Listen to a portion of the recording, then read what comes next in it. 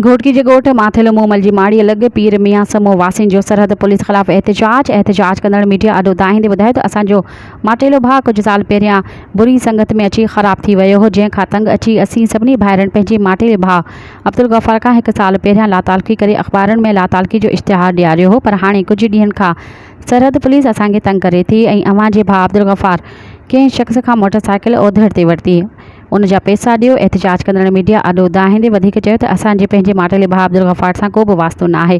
असां ग़रीब मिसकिन हारी मज़दूर आहियूं, असांखे बिला वजह तंग न कयो वञे। एहतजाज कंदड़नि IG सिंध SSP घोटकी खां मुतालबो कंदे चयो त असां सां इंसाफ़ कयो वञे। मज़ीद ख़बरनि ऐं तफ़सीलात लाइ विज़िट कयो असांजी वेबसाइट www.awamiNewsHD.com ऐं ॾिसंदा रहो अवामी न्यूज़ HD।